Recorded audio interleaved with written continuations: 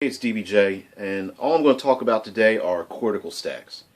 In Eclipse Phase, if you're not familiar, um, a cortical stack is similar to a thumb drive that's variously either placed in the back of the head or in the chest, and it is a complete psychological DVR. It records everything, every portion of your personality, and that hard drive, that cortical stack, can be removed and placed into another biological or synthetic or combination known as a pod body.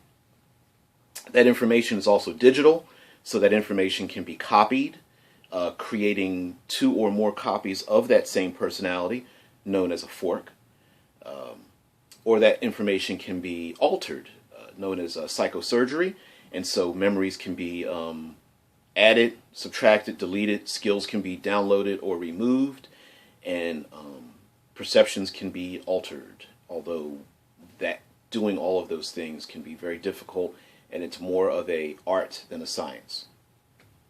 So, cortical stacks. Now, Eclipse Phase makes the claim that the majority, I believe it's, I don't want to pull the book out right now. I believe it's like 90 to 95% of most of the living citizens in Eclipse Phase have a cortical stack. But you have to remember that despite the fact that there's all this technology that exists, that human beings in general do not do things that make sense.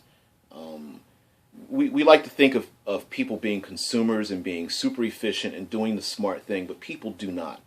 And so you're going to have a lot of moral differences as concerns the idea of the cortical stack. For example,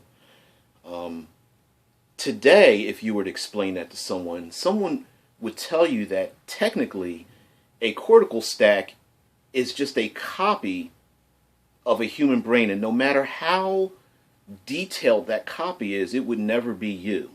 If someone told you today, hey, listen, take this thumb drive, plug it in your head, and you'll live forever. Well, technically, no. When you die, you're dead. It is the copy of your brain may not see the difference, but the you that is you has just committed suicide, essentially. And that's where the Jovian Republic, the Jovian Junta, comes from. And they feel that that most of the solar system is filled with a bunch of digital copies that can be corrupted and deleted and modified and all of those kind of things. So one aspect is that although many of the infugis, the people that left Earth that are now left as only digital information and obtain new bodies, may not want to return to anything other than the bodies they are in. Many people have a cortical stack but have no interest in changing their bodies, dying off and killing themselves off and doing something else. That's the purview of the player characters. There would be a huge percentage of people that, despite the fact that they even have a cortical stack, it's like, hey, I'm alive now. I want to live for 175 years as best as I can before I quote unquote make the choice to die and get another body. I'm not going to just switch around. Now, I'm not saying that the glitterati don't do it and that there are military people that won't do it, or people in various habitats that switch bodies all the time. But I would probably presume that the majority of human beings, although those cortical stacks would be removed by the authorities in horrendous accidents or something, a shuttlecraft crashes into a habitat and they would go around and maybe use some kind of a detection equipment to retrieve these cortical stacks and get these people back into bodies, especially if they were very important individuals. It is not a normal thing for someone to want to die, no matter the fact, to suffer, grave psychological and physical trauma just to switch another body. Now, of course, you're thinking, well, if I could just download myself into, say, a robot body and go out into a methane and world and then come back and just get back into my biological body, what's the big deal? Well, there's other options. There's also a teleoperation where you basically put on you plug yourself into a VR unit and you remotely operate another quote unquote being, similar to, what was the movie? Wow, I almost forgot. It was a Bruce Willis movie. I was about to say Sabotage, but anyway, and it was a Bruce Willis movie where people walked around inside of a they laid down in a chair, closed their eyes, and then their brains were basically uploaded into a idealized version of themselves, and it could be men, women, anything. And so the idea is that you can remotely operate another body outside of yourself, and when you're done, you just turn that other body off and go back into your own. So there's another option than actually downloading your physical brain into something else. As well as the fact that most normal human beings don't want to die. There's just a natural aversion to it, which is why the game has rules for sanity and that kind of stuff.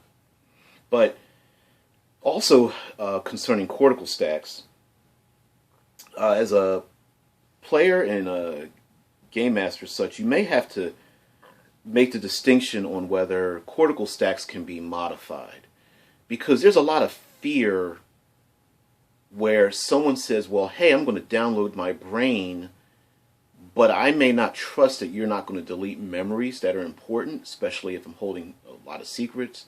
Or you may delete specific types of knowledge that I have about particular skills, or upload some particular types of knowledge into my brain and to do me harm, or to control me, or to insert some kind of trauma that I did not have before I went to sleep to undergo this procedure. So I usually take the position that a cortical stack, like pretty much like stacked carbons, like a diamond thumb drive, is in and of itself incorruptible. It's only when that information leaves the cortical stack that it can be modified and downloaded and altered and that kind of thing. Lastly, about the cortical stacks, like I said, they're kind of like a black box. Cortical stacks can be lost, they can be destroyed, although, albeit, extremely high energy, a lot of force, lost in zero G in space, or dropped into a sun or something like that. But the scariest organization, Nine Lives organization, they throw around people's personalities and cortical stacks like it's nothing. And so as a game master and as players, you have to think to yourselves, when you're holding someone's cortical stack in your hand, do you think of them as just property? I can just save it or delete it or put it in a recycle bin, it doesn't really matter to me? Or are you really holding someone's life in your hands? And do you consider that to be another being, another true life that is in your hands? Another idea is that's used in the Eclipse Phase and can get kind of complicated as far as the society is concerned, is forking. And that's basically taking your stack, making a complete copy, put into another stack, and then putting that into another biological body or mechanical body or what have you. Now, for those that are rich enough and those that are important enough, instead of physically traveling from, say, Mars back to Venus, it's too long a distance and takes a lot of resources. It's just easier to just ego cast, basically digitally sending my brain, or a portion of my brain that's necessary. You can do beta forks and delta forks or gamma forks, whatever. Basically a truncated version of your own mind. Or you could send a full fork, alpha fork, to, say, from Mars to Venus, and it is intercepted there, download it into a stack, that stack puts into another body, and then you get to walk around. Now you're in two locations at once, you're experiencing two things in two different locations, and then one of the bodies will decide to reload, or could decide to reload back into and be ego cast back to you and then reintegrate it. So now you have a double set of experiences, and then they will all be linked together. Now, of course, the first question is, if you make two copies of yourself, who's primary? And the answer would be both.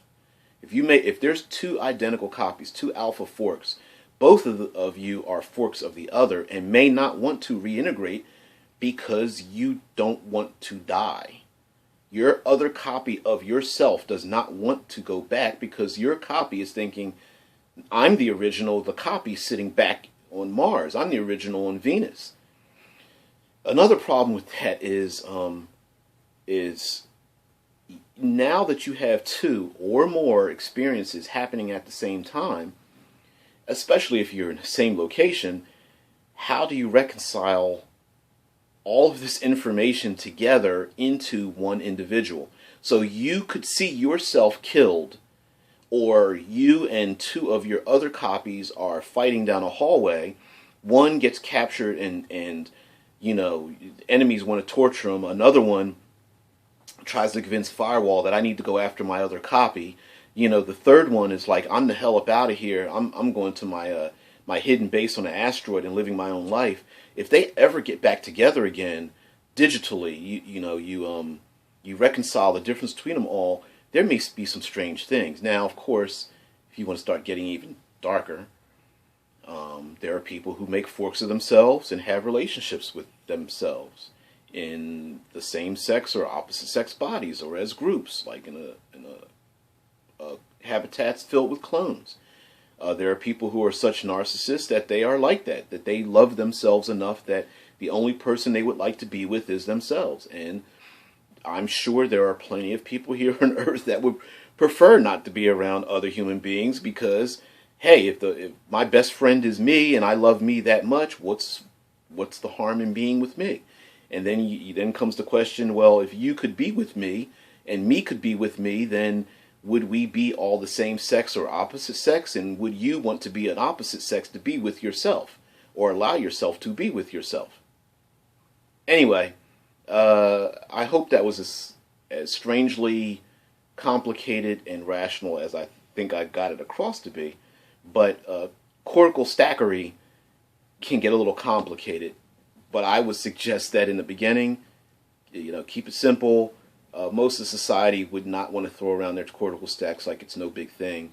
Usually when you start to get into upper echelons, you get into people that are in the black market. They're hackers. They're black ops. These people are politicians. They're part of the elite, the glitterati.